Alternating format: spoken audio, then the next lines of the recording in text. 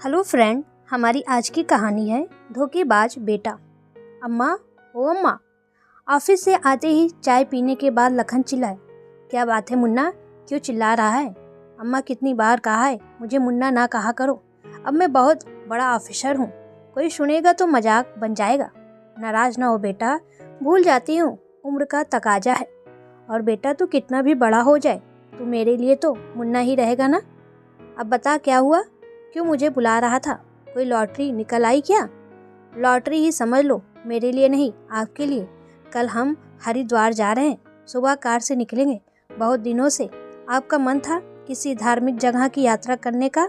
इस समय ऑफिस में ज़्यादा काम नहीं है तो सोचा तुझे घुमा लाऊं। समय कम है, तैयारी कर लेना। अरे वाह, बड़ा मज़ा आएगा। कितने समय बाद पूरा परिवार साथ जाएगा। शांति जी बहुत खुश हुई क्योंकि बहुत वक्त से वो कहीं गई नहीं थी। तब बेटा बोला, अरे नहीं अम्मा, हम दोनों जा रहे हैं। मनाल और दिव्या को इस तरह की जगहों में जाना पसंद नहीं। फिर मनाल की परीक्षा भी आने वाली है। अच्छा बेटा, जैसी उनकी इच्छा। शांति जी बहुत खुश हुई। तेरे जैसा बेटा भगवान सबको दे। मन में एक इच्छा थी, धार्मिक स्थलों की यात्रा करने की। पता नहीं कब ऊपर से बुलावा आ जाए, पर पहले घर की जिम्मेदारी और पैसे की तंगी, फिर तेरे बापू के बीच राह में साथ छोड़ देने से लगता था इच्छा अधूरी ही रह जाएगी। अम्मा अब छोड़ो भी, आप तो जाने की तैयारी करो। अच्छा बेटा, जुग जुग जियो। बेटा, इस हरिद्वार के कारण काम आसान हो गया। नहीं तो क्या बेटा? कौन सा काम आसान हो गया? जाते जाते शांति जी रुक गई। अम्मा कुछ नहीं, घबराते हुए। बेटा, तू तो ऐसे घबरा रहा है मानो कोई शेर दिख लिया हो। शांति जी ने कहा, कुछ नहीं अम्मा, बस अचानक से पूछकर आपने डरा दिया। ऑफिस के किसी काम की बात है। अच्छा बेटा, एक बात पूछनी है, अचानक याद आई। क्या अम्मा? पूछे। कितने दिन के लिए जाना है, यही पूछना था, ताकि उसी हिसाब से कपड़े रख लूँ। जितनी मर्जी हो रख लो, अपनी कार में ही जा रहे हैं। ठीक है बेटा, जाती हूँ। रात को शांति जी अपनी पति की तस्वीर के सामने उनसे बातें करती हैं। देखे हमारा बेटा कितना अच्छा है, उसको मेरी ख्वाहिश याद है आज भी, और वो मुझे काशी तीर्थ यात्रा पर कल ले जाएगा। मेरा तो मन आपके साथ जाने का था, लेकिन आपने बहुत जल्दी मेरा साथ छोड़ दिया। काश आप भी होते तो आज हम साथ जाते। फिर शांति जी ने पल्लू से अपने आंसू पोंछे और आकर पलंग पर लेट गई। तभी उनको प्यास का एहसास हुआ। जब उन्होंने देखा तो कमरे में पानी नहीं था।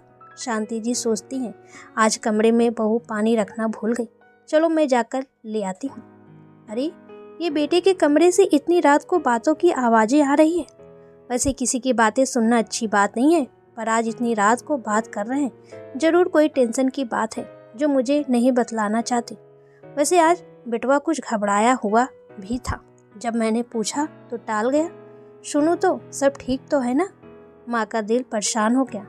सुनो जी, अम्मा को शक तो नहीं हुआ? दिव्या ने पूछा। अरे नहीं, बिल्कुल भी नहीं। मैंने कच्ची गोलियाँ थोड़े ही खेली हैं। कल से हम आज़ाद। अम्मा को घुमा फिरा कर बहाने से वृद्धा आश्रम छोड़ दूंगा। आपने तो कमाल कर दिया, जायदाद तो पहले ही अपने नाम करवा ली।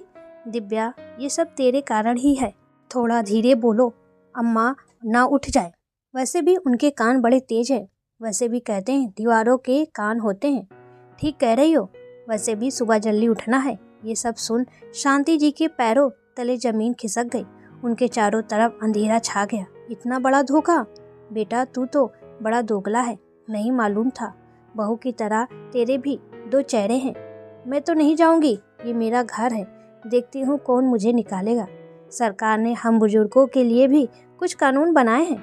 अगले दिन जब सुबह होती है तो, अरे अम्मा, अभी तक तैयार नहीं हुई? क्या बात है, तबीयत तो ठीक है ना? बेटा, बड़ी जल्दी है मुझे वृद्धाश्रम भेजने की। क्या कह रही हैं माँ जी? दिमाग में किसी ने कुछ भर दिया है क्या? लगता है रात को टीवी पर एकता कपूर का कोई सीरियल देख लिया है। दिव्या ने कहा। अम्मा अब चलो भी, सारी तैयारी हो गई है, फिर पता नहीं कब छुट्टी मिले। अब चलो भी। देखो तो कितना दिन चढ़ाया है, तुम्हारी खुशी के लिए काशी जा रहा हूँ और तुम उल्टी उल्टी बातें कर रही हो, उल्टा मुझे ही सुना रही हो। तब शांति जी ने कहा, मेरी खुशी के लिए या अपनी खुशी के लिए मुझे वृद्धाश्रम छोड़ने जा रहा है? क्यों बहू, सही कह रही हूँ ना? क्या कमी रखी है प्यार में? कोई भी सास बहू को अच्छा मान ही नहीं सकती। दिव्या ने तल्खी से कहा। भलाई का जमाना नहीं यहाँ, हम उनके साथ अच्छा कर रहे हैं, ये तो उल्टा हम पे चढ़ रही। बहू, रात को तुम बातें कर रहे थे ना मुझे वृद्धाश्रम भेजने की, तो मैंने सब सुन लिया। कमरे में पानी नहीं खत्म होता तो तुम्हारी सच्चाई नहीं जान पाती बहू, लेकिन ऊपर वाले की लीला अपरंपार है। तभी मनाल आ गई। मम्मी पापा दादी क्या कह रही हैं? क्या यह सच है? बोलो ना मम्मा। वो मैं दादी को नहीं जाने दूंगी। अरे मनाल, मैं कहीं नहीं जा रही। जाएंगे तो तेरे मम्मी पापा।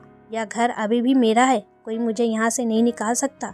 पर मैं अवश्य निकाल सकती हूँ। मुझे भी थोड़ा बहुत अपने अधिकार पता है। भोली अवश्य हूँ, अनपढ़ नहीं। इसलिए तुम दोनों अपना बोरिया बिस्तर बांधो और निकल जाओ। मनाल की मर्जी है तो वह यहाँ रह सकती है। क्या? हम कहाँ जाएंगे? मैं तो तेरा बेटा हूँ माँ। कौन सा बेटा? जिसने मुझे धोखे से वृद्धाश्रम भेजने की योजना बनाई थी। अम्मा, हमें माफ़ कर दो। मम्मा पापा दादी सही कह रही हैं, आपने सही नहीं किया। मैं भी यहीं दादी के साथ रहूँगी। पापा मम्मी, अगर कल यहीं कुछ आपके साथ हो तो आपको कैसा लगेगा? हम तेरे बिना नहीं रह पाएंगे मनाल, दिव्या ने रोते हुए कहा। और दादी रह पाती पापा के बिना, हम सब के बिना? सोचा था आपने? आप लोग तो अपने स्वार्थ में अंधे हो गए। अम्मा, मेरी मनाल को मत छीनो, उसके बिना हम नहीं रह पाएंगे। ठीक है, मनाल के लिए मैं तुम्हें इस घर में रहने दूंगी, पर तुम्हें इस घर में रहने का किराया देना होगा। साथ ही जो मैंने अपना सब कुछ तुम्हारे नाम किया है उसे फिर से मेरे नाम करना होगा। बोलो, मंजूर है? मुझे भी आज एक सबक मिला, जीते जी अपना सब कुछ नहीं देना चाहिए। हाँ, जिस दिन मैं मर गई उस दिन सब कुछ तुम लोगों को मिल जाएगा, लेकिन अब मैं ममता में बहकर तुम लोगों की बातों में नहीं आऊँगी, क्योंकि तुम लोगों ने जो जख्म दिए हैं वो अब मेरे मरने के बाद ही भरेंगे। शांति जी अपने कमरे में चली गई। बेटे बहू खुद अपनी ही नज़रों में गिर गए।